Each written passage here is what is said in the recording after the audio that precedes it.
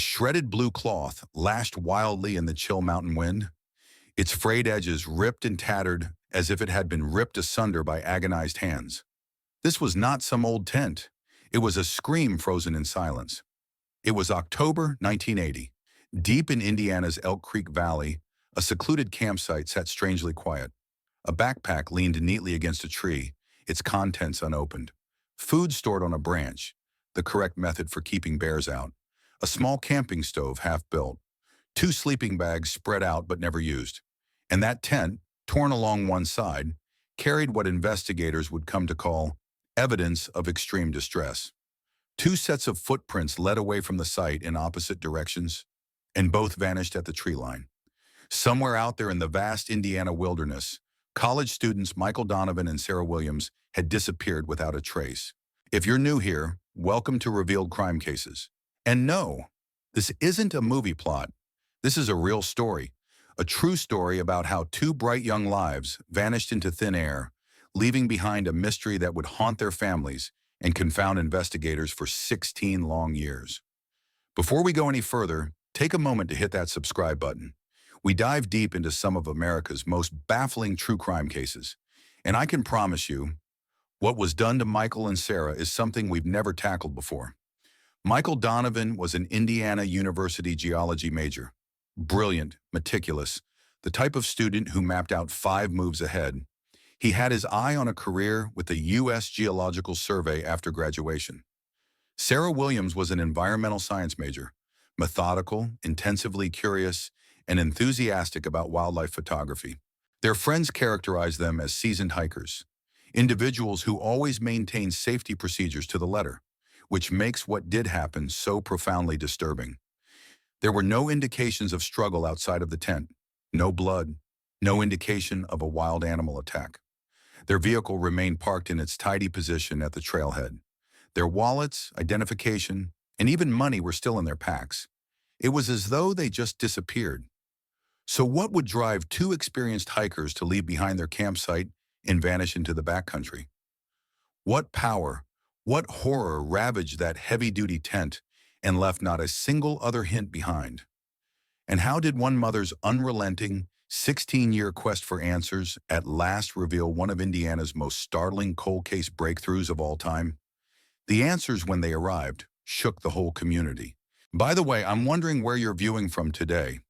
Share your location in the comments as we enter this eerie mystery out of the Indiana woods. Michael Donovan and Sarah Williams met for the first time during freshman orientation at Indiana University in 1977. Although they were from two different worlds, they instantly connected over a passion for the outdoors and adventure. Michael was raised in Gary, Indiana, as the son of a steel mill worker. He spent his youth playing in the dunes and woods surrounding Lake Michigan. Sarah of Indianapolis was encouraged by her father, a high school science teacher who had instilled her with an interest in the world around her. They were together, but not as a couple, remembered dorm mate David Cooper. It was like they were siblings, sparring with each other all the time. If Michael threatened to hike a trail, Sarah would wager she could do it in less time. They challenged each other to do better. Both had established names by their third year. Professors were in awe of Michael's unique talent to interpret geological structures like a book, whereas Sarah had already co-authored a study paper on conservation of forests that interested environmental organizations. Sarah had her entire life planned out. Her roommate Jennifer Patterson would later tell police, graduate with honors, get a master's at Indiana State, then be employed by the National Park Service. Everything she did was directed toward achieving this dream. Michael's goals were equally defined. Notes ultimately obtained from his dorm outlined his intentions to accompany geological expeditions in Alaska upon graduation. His professors characterized him as methodical to a fault, a young man who never moved a step without considering every imaginable variable. And yet, for all their preparation, all their prudence, nothing could have prepared them for what lay in wait in the darkened wilderness of Elk Creek Valley. The Indiana Elk Creek Valley trip was not an impromptu excursion. It was a product of meticulous, thorough planning months in advance. In August of 1980, that's when Michael got a letter from his uncle in Denver. In it, his uncle wrote of the Elk Creek Valley's spectacular geological formations, old rock strata, bizarre ridges, and patterns of minerals that intrigued geologists. For Michael, it was too enticing, a glimpse at something that few people had ever seen at close range. For Sarah, the valley was equally tantalizing, an untamed wilderness full of animals, ideal for her photography portfolio. They mapped out the trip with near-military precision. Sarah's roommate, Jennifer, would later tell investigators that Sarah had a 3-ring binder filled with maps of the trails, weather reports, and lists of supplies. Michael, the conscientious scientist, even figured out how much water they would need daily, thermally adjusted for elevation. Their most recent confirmed contact was on October 11th. Sarah phoned her parents from a pay telephone in Denver. "We're leaving tomorrow morning," she said brightly. "The weather forecast is great. Blue skies the entire week. We'll return Sunday evening, so I'll call you Sunday night." Michael's uncle, who had promised to give them a ride, recalled that morning. He took them to the Elk Creek trailhead on October 12th. They were in high spirits, he recalled later. Michael was kidding about collecting rock specimens so heavy they'd snap his backpack. "I followed them up the trail until they rounded the curve out of sight. That was the last anyone saw them." When Sunday evening rolled around and failed to produce Sarah's anticipated call, her parents were not all that concerned. Cell phone reception in these mountains was poor at best. "We thought they'd call when they returned to Denver," her father explained. But when Tuesday morning came with no news, no call, no message, concern began to set in. Michael's uncle took matters into his own hands. He went back to the trailhead and came back to their car, just as they'd left it. Doors locked, windows still intact, nothing out of place. He thought maybe they'd taken an extra day or two, something that veteran hikers occasionally did when the weather cooperated. He scrawled a note on the windshield. "Call me as soon as you return," but by Thursday, October 16th, 4 days later, the quiet was oppressive. The Routt County Sheriff's Department began a search and rescue effort. What they discovered chilled both families and the tight outdoor community that knew Michael and Sarah well. 4 miles from the trailhead, they found their campsite in a small clearing. It appeared that someone had departed hastily. Personal belongings were scattered about. Strange, since the weather had been clear and calm all week. The most unnerving of all was the tent. Ripped open on one side, the nylon flaps torn in a manner that investigators later defined as inconsistent with animal activity. "The weird thing," said Search and Rescue Coordinator Thomas Wilkins, "was what wasn't there. No blood, no claw marks, no drag marks. Just those 2 pairs of footprints, one east, one west, and both of them stopping dead in their tracks at the tree line. Like they just disappeared." Days went by, then weeks. Search parties combed the valley and surrounding ridges with helicopters and cadaver dogs. Volunteers participated, searching miles of rocky country. Missing person posters went up in 3 states. National news channels briefly took up the story.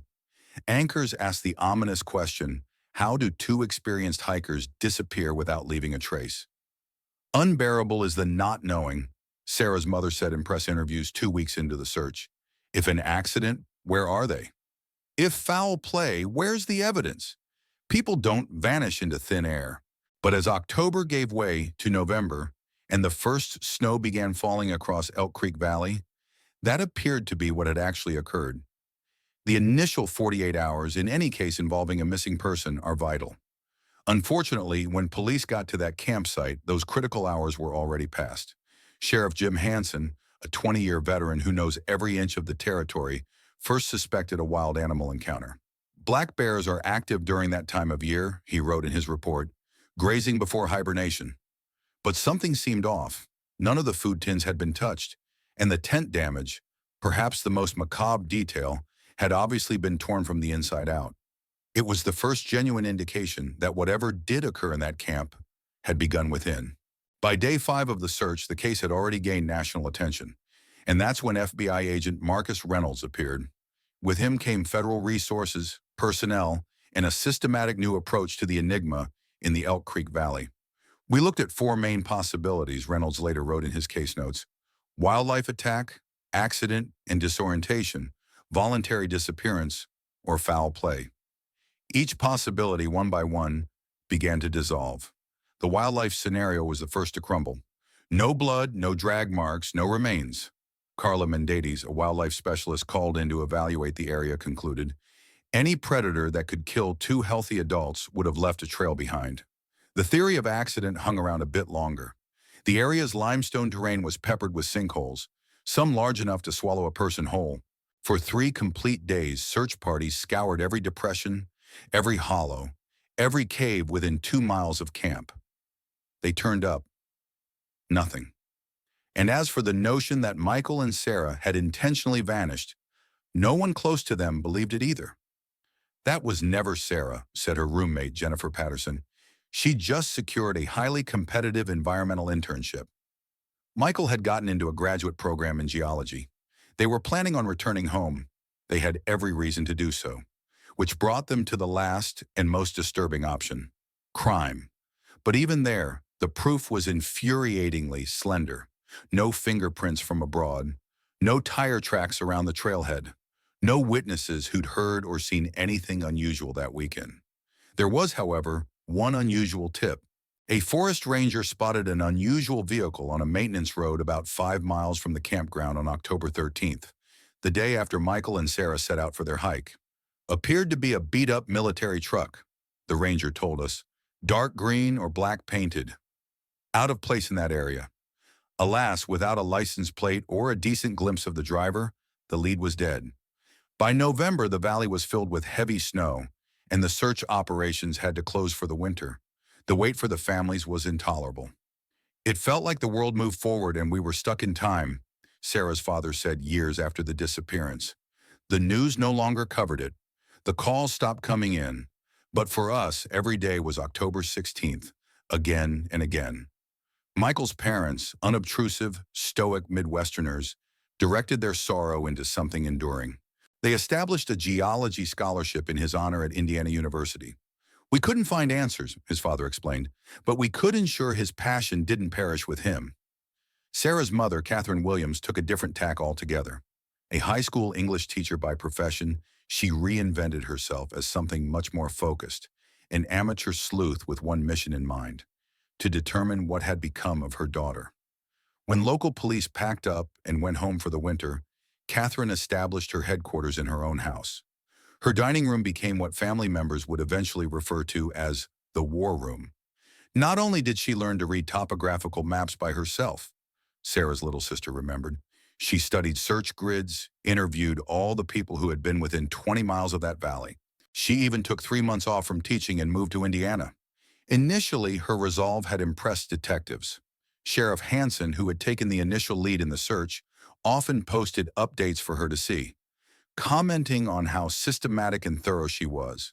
But as months became weeks, and weeks years, Catherine's iron will even cracked. When spring arrived in 1981, the snow melted and professional search teams came back to the valley. They were hoping for fresh evidence, but found none. By summer, the case file was relegated quietly to the department's expanding shelf of unsolved mysteries. And by 1983, all active investigation was over.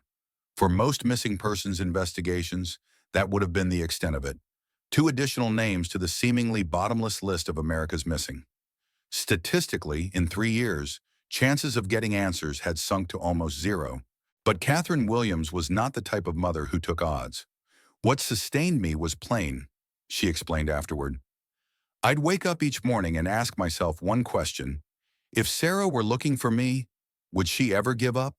And the answer was always no. As authorities progressed, Catherine pushed only further. She was certain the shredded tent was not a clue. It was a message. Someone or something had engineered her daughter's vanishing. And in that shredded blue nylon, she felt, lay the initial thread that would be able to unravel the deception of what actually transpired on that chilly October evening. She simply needed to locate someone who could decode the message hidden within those ripped tent threads. By the way, what's the time where you're viewing? Late-night crime viewers, I know you're out there. Leave the time in the comments below. I swear, there's something about true crime that just hits different after midnight. By 1984, the world had largely forgotten about the vanishing of Michael Donovan and Sarah Williams.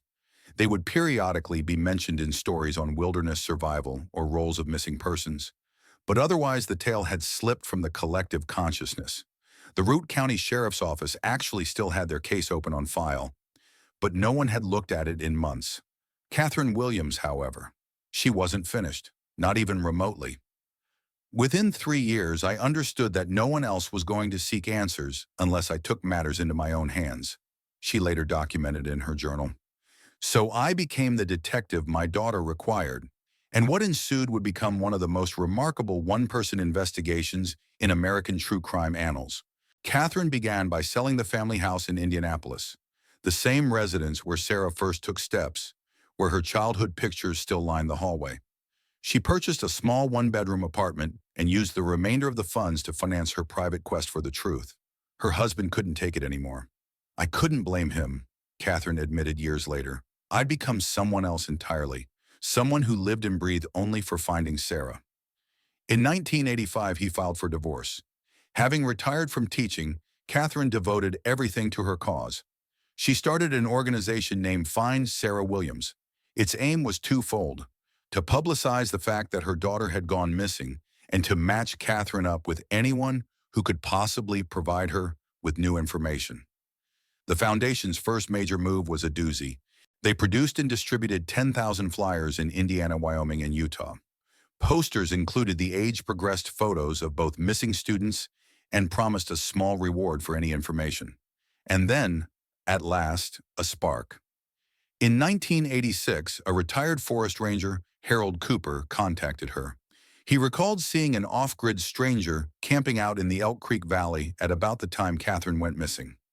The lead itself went nowhere, but it introduced something far more precious into Catherine's life: Harold Cooper himself. Catherine was unlike any parent of a missing child I'd ever met, Cooper said later.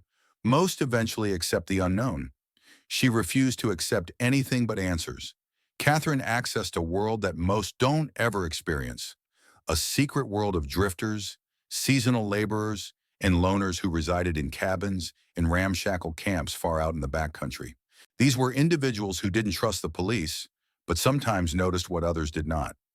Catherine roamed from camp to camp for weeks, displaying pictures of Sarah, hearing tales of unexplained occurrences in the valley. Most of it was a dead end, but she never lost hope that one of those conversations would hold the key, a single piece of information that could break the silence. By 1988, Catherine had assembled what she liked to refer to as her truth team.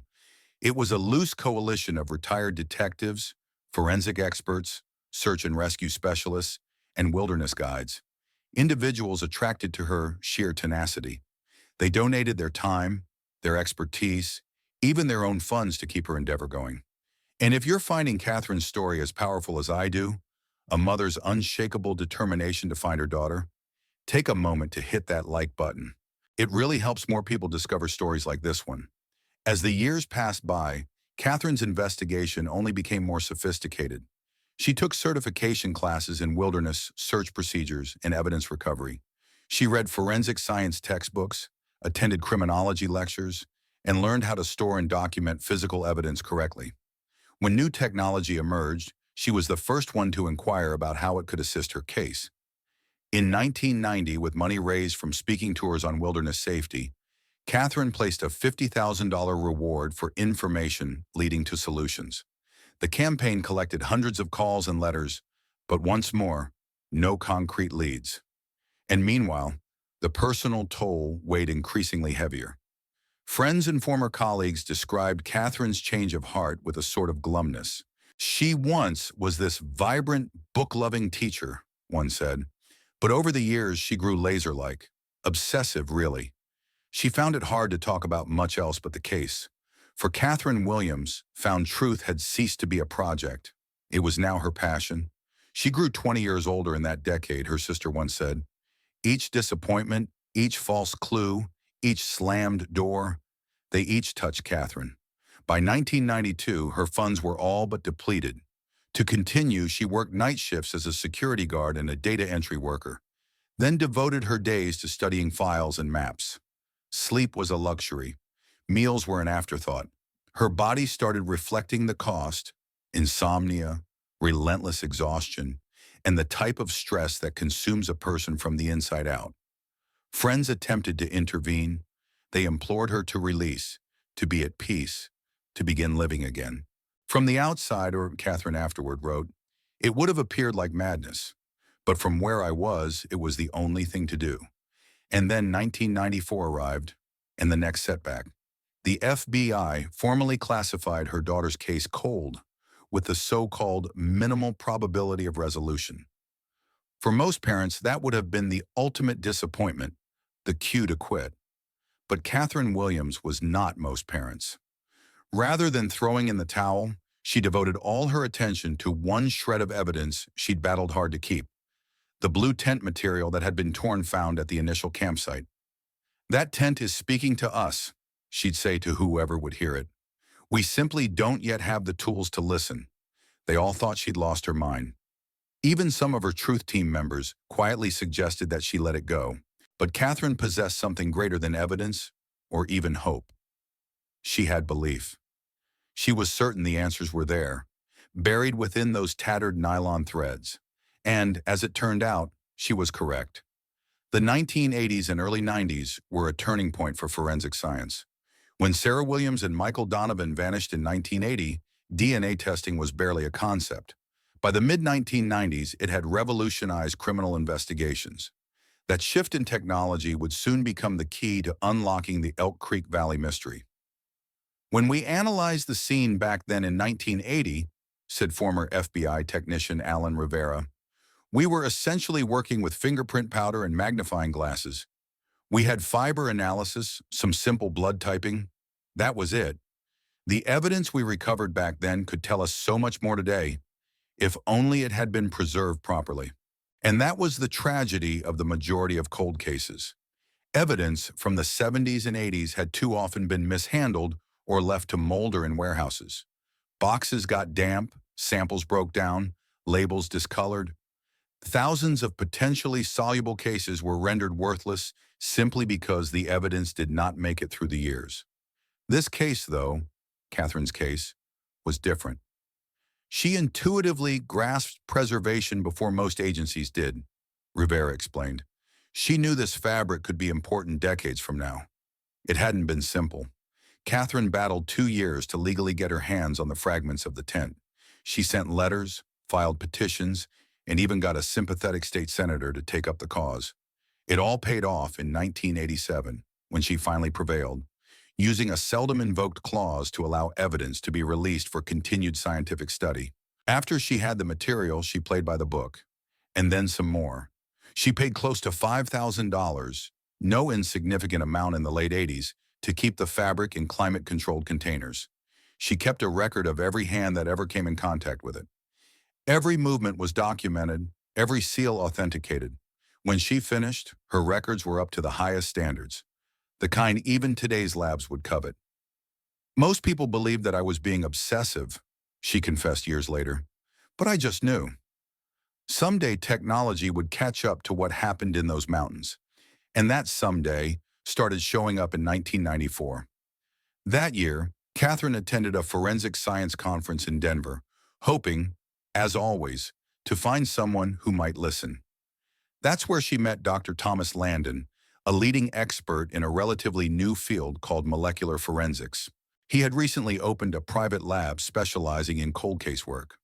What caught my attention, Dr. Landon recalled later, wasn't just her dedication. It was the way she spoke about her daughter's case, like the evidence was alive, still waiting to tell its story. It wasn't just her determination that impressed me, Dr. Landon later said. It was her precision. Catherine handled that evidence better than some police departments I've worked with. Most amateur detectives among the civilian population end up ruining evidence irreparably. But not Catherine Williams. She'd kept that ripped tent fabric in almost professional condition, keeping it in brand new shape for over a decade. Interested in both the enigma and Catherine's commitment, Dr. Landon put together a team of volunteer forensic experts to review the material again, this time with the benefit of new technologies not yet available even when Sarah and Michael vanished. We began from scratch, said Dr. Rebecca Morrison, a trace evidence analyst on Landon's team. Previous investigators searched for the glaring blood, fingerprints, perhaps animal hair. We dug deeper, all the way to the molecular level, examining particles too small for anyone in 1980 to have been able to detect. The initial step was digital mapping. The team used computer models originally built for analyzing airplane crashes to study the tear patterns in the fabric. And what they discovered shifted everything. The tears were anything but random. They demonstrated intentional, patterned cutting, in line with planned cuts, not animal mutilation or frantic struggle. The cuts had been inflicted by something sharp but irregular, Morrison said, not a knife with a clean edge. And more incriminating yet, some of the cuts were from outside the tent, others from within. That indicated more than one individual was present. But the turning point came next, from the fibers of the tent itself. Rapid side note for you true crime enthusiasts out there watching. If you enjoy watching science transform cold cases into solved cases, now's the ideal moment to click that subscribe button. We explore forensic advances, such as this one, every month, and your support ensures the stories keep flowing. With scanning electron microscopy, a technology light years beyond what existed in 1980, Landon's researchers found microscopic grains lodged within the tent material. These were not common dust or dirt. They were precise, traceable, and potentially explosive in their consequences. When we saw the first results, Landon recalled, we reran the test 3 times. We couldn't believe it. What we found wasn't just evidence. It was practically a confession written in molecules. Those particles had rare mineral compounds that did not occur naturally in Elk Creek Valley. Even more incriminating, they had chemical markers associated with a very particular kind of industrial drilling, the kind specific to oil and gas exploration. There should have been no industrial activity in the vicinity of that distant wilderness. And yet, the tent fabric had captured it. For 16 years, that fabric just quietly sat in storage, Morrison explained, just waiting for science to catch up. For Catherine Williams, vindication had finally arrived.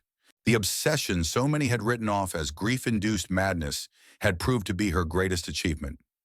Her determination to keep that old nylon had pierced open a mystery that had shamed 2 families and a town for more than a decade. By the summer of 1996, the truth could no longer be denied. James Harlow went on trial that September on 2 charges of second-degree murder, as well as on counts of illegal drilling, evidence tampering, and obstruction of justice. The case against him was ironclad, based on Harlow's own partial admission, corroborating testimony by his former business partner Walter Reed, and the unyielding forensic evidence from the fabric of the tent. The defendant made decisions that evening, prosecutor Andrea Barnes said to the jury in closing arguments. Business decisions, money decisions. And when his illicit business threatened to be uncovered, he decided to silence 2 young lives that just happened to come across his secret. The jury didn't take long, just 6 hours of deliberation, and they were back with a guilty verdict on all charges. Harlow was given 2 life sentences to run consecutively with no parole. One for Sarah, one for Michael. Walter Reed, who had cooperated with the investigators and testified against his former supervisor, was given a lesser 12-year sentence for accessory to murder and conspiracy. The corporations responsible for the illegal drilling operation had their own comeuppance. Large fines, criminal charges against several executives, and public condemnation that reverberated far beyond Wyoming. For the families, the verdict was welcome justice, but no peace. It took recovery teams in June 1996 to finally find the bodies of Sarah Williams and Michael Donovan, hidden deep within the collapsed sinkhole in precisely where Harlow had confessed 16 years before that they'd been buried. The find closed out one of the most chilling cold cases in the American West, and once and for all confirmed that a mother's unyielding faith could transcend time, sorrow, and even mortality. Finally getting to bury my son after all these years means everything, Michael's father said quietly to journalists at the funeral. No parent should ever have to wait 16 years to say goodbye. For Catherine Williams, the resolution of the case delivered something much more complex than closure. Her unwavering determination had been justified, but at a shattering price. Others ask whether I feel satisfaction that I was correct all along, Catherine described in her diary shortly after the verdict. There is no satisfaction knowing your child's life was lost over something as insignificant as drilling permits. Comfort lies only in the fact that, Finally, we know the truth. Over the next few months, Catherine had a daunting task ahead of her, discovering who she was outside of the mother who lost her daughter. The foundation she had established years before transformed into something truly special. A national resource center for families of missing persons. Its mission was evidence preservation, to ensure that no other parent's quest for justice ever found itself thwarted by misplaced or deteriorated material.